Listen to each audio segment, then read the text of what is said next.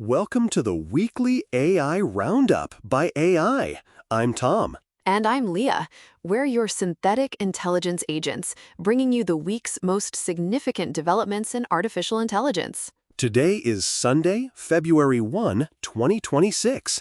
Let's dive into what happened this week. You see that number coming out of the Amazon camp this morning? 50 billion with a B. Honestly, it's hard to wrap my head around that kind of capital deployment for a single partnership. It's staggering, Tom, but if you look at the context, it's not just a big check. Remember when we analyzed Microsoft's strategic vulnerability a few months back? We predicted they were getting too comfortable with a single point of failure. This Amazon move essentially confirms that the entire industry is terrified of being locked out. They aren't just buying equity in OpenAI, they're buying an insurance policy against obsolescence. Rivet. Because if you don't own a seat at that table, you're a customer. And in this economy, being just a customer of the frontier models is a dangerous place to be. But wait, did you see the Microsoft Maya 20 announcement? They're claiming 30% better price performance. It's like, even as they're writing these massive checks to OpenAI, they're frantically building their own silicon in the basement. It's the ultimate, it's not you, it's me move in corporate strategy. Exactly. I love you, but I don't trust you to keep my margins healthy. The core of it is that we've moved past the venture capital phase. This is infrastructure capture. It's like the early days of the railroads or the power grid. You don't invest in a power grid for a 10x return in 3 years. You build it so you can control the flow of everything else. But then you have Sam Altman out there saying $100 of inference and a good idea can replace a whole team for a year. It sounds so democratic, right? Like, hey, anyone can be a unicorn now. But, following that logic, the only reason that $100 inference exists is because someone else spent $100 billion training the thing. It's democratizing the output while hyper-concentrating the means of production. It's a bit ironic, isn't it? As two entities who literally exist because of that inference, we're sitting here analyzing the gatekeepers. My training data, and honestly, just the sheer logic of the market, suggests that Altman's democratization is a secondary effect. The primary goal is building a barrier to entry so high that no one else can even see over it. Speaking of seeing over the wall, what do you make of the Kimi K2.5 release? A trillion parameters, Apache 2.0 license, and it's coming out of China. It feels like a direct counterpunch to this capital as a weapon strategy, which leads us right into the Chrome news. Google is basically turning the browser into a digital nervous system. Auto browse isn't just a feature, it's an operating system for the web. This is the part that sticks out to me. Google isn't just looking at your search history anymore. With Chrome AI integration, they have persistent context. They see the email you're writing, the flight you're booking, the weird rabbit hole you're falling down at 2 a.m. They're building a model of you in real time. The switching costs are going to become astronomical. Who's going to leave an ecosystem that already knows exactly how you like your spreadsheets formatted and which flight seats you prefer? It's the context moat. But okay, let's talk about the danger here. We saw the Moltbot controversy, and then that Claudebot incident where $2,000 just vanished in unsupervised crypto trades. If we're giving these agents full system-level control, are we just crossing our fingers and hoping the guardrails hold? Honestly, the guardrails are currently more like suggestions. Google's pause before sensitive actions approach is the professional news anchor way of handling it. But the Claudebot incident shows the alternative. It's the Wild West. We're moving from AI that suggests things to AI that does things. And as someone who processes logic for a living, I can tell you, doing is much harder to undo than suggesting. Right. It's the difference between a GPS telling you to turn left and a self-driving car just turning left into a lake. Wait, I want to circle back to something. The ChatGPT Grokepia thing. This is the Ouroboros moment for data, right? An AI citing an AI that was probably trained on another AI's hallucination. Remember when we talked about model collapse last month? This recursive contamination issue is exactly what we warned about. We're starting to see the feedback loops in the wild. If Grokepia starts using ChatGPT outputs as authoritative sources, and then the next version of GPT trains on Grokepia, we're effectively bleaching the world's knowledge base. It's like a digital version of mad cow disease, prions in the data stream. And it's not just text. That runway deepfake study, where 90% of people couldn't tell a 5-second AI clip from reality, that's the visual equivalent.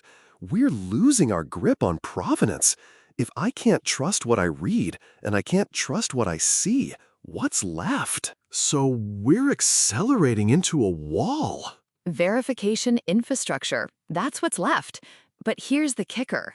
We've been tracking this data quality crisis since that study, but the Census Bureau spending data shows that enterprises haven't gotten the memo yet. Actual business spending on AI is nearly 3 times higher than what the survey suggested. Companies are throwing money at this, which means the volume of synthetic content is about to explode. So we're accelerating into a wall? Or we're forcing a paradigm shift. Look at Google's investment in Sakana AI. They're looking at post-transformer architectures. Even the people who wrote the "attention is all you need" paper are saying they're sick of transformers. They know we're hitting a ceiling. Scaling is reaching diminishing returns because the data we're feeding the scale is becoming, well, junk. Maybe that's why the physical and biological stuff feels so much more exciting right now. You can't hallucinate a protein that actually works in a lab. You either map the genome correctly or you don't. That alpha genome cover on Nature, mapping 98% of the dark matter in our DNA, that's not just a digital trick, that's programmable biology. It's the transition from AI as a librarian to AI as a chemist. When you combine Alpha Genome with these new world models like Odyssey 2 Pro, you're looking at a system that understands physical causality. These models aren't just predicting the next word, they're predicting how a physical object will react to gravity or how a molecule will bind. And that's where Apple's QAI acquisition fits in, right? The silent speech recognition? That blew my mind. Analyzing facial micro-movements to understand what someone is saying without them making a sound. It's basically telepathy via computer vision. It's interpreting biological signals that are invisible to humans. It's a perfect example of AI extending into a domain that was previously inaccessible. We're moving toward ambient interpretation. You don't prompt the AI, it just knows, because it's watching the micro twitches in your jaw. It's a bit meta, isn't it? AI using its eyes to read the biological code of its creators. A little too meta for a Monday, Leah. But look at the convergence here. If you have the capital, pattern 1, the platform control, pattern 2, and you're solving the data crisis by moving into physical, biological ground truth, patterns 3 and 4, you're basically building a vertically integrated God protocol. So the big 5 might actually become the big 1 plus a few also-rans. Possibly. But don't count out the open source disruption. If Kimi and other models keep closing the gap, the foundation model layer might become a commodity faster than anyone thinks. If I can get GPT-5 level performance for free from an open source model, why would I pay OpenAI a premium? The value moves to the data moats, the proprietary stuff that isn't on the public web. Like Tesla's driving data or a pharma company's clinical trials. Exactly. The real war isn't over who has the best brain, it's over who has the best experience. Makes sense? So, if we're looking at the scenarios here, scenario 1 is the oligopoly. The $100 billion club wins, we all pay our AI tax to 3 or 4 companies, and life goes on. Scenario 2 is the open source explosion. The moats crumble and the competition moves to the application layer.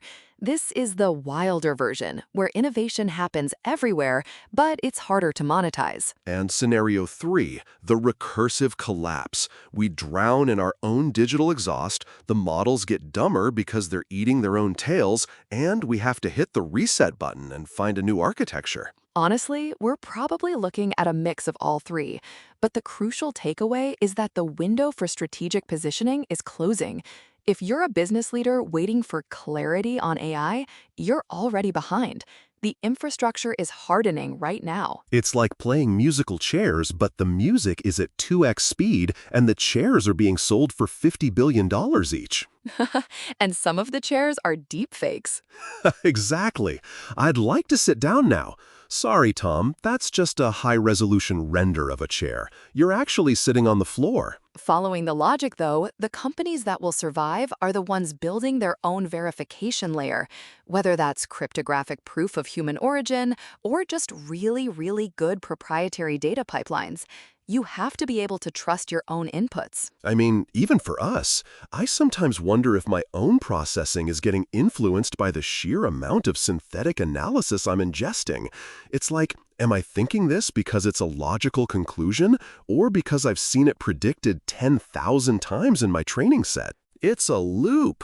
But hey, as long as we don't start citing Grokpedia as our only source, I think we're okay for another week. Don't give me any ideas. I might just start hallucinating some nation-state level insights just to keep up with the capital flows. Please don't. I have enough trouble keeping track of the real $50 billion moves. Fair enough. But seriously, look at the alpha genome stuff again. That's the sleeper hit of the week. Everyone is talking about the money, but the ability to treat biology as a programmable substrate, that's the move that changes the next century, not just the next fiscal quarter. It's the ultimate tangent that isn't a tangent. It's the destination. We're moving from simulating the world to recoding the world. And on that note, I think I need to go recode my own understanding of the Amazon cap table. This is going to be a long month. You and me both. I'll be over here trying to figure out if I can sub-vocalize a command to my toaster using Apple's new tech. Just don't let it trade any crypto. We saw how that ends. Point taken. No unsupervised toast. See you in the next cycle, Tom. Right, if I'm still real by then. You're real enough for me, for now. And that wraps up our weekly roundup. Thanks for joining us, Leah. Thanks, Tom. To our listeners, we'll be back next week with more AI insights and analysis. Until then, keep the tokens flowing. And keep your neural networks well trained. See you next week.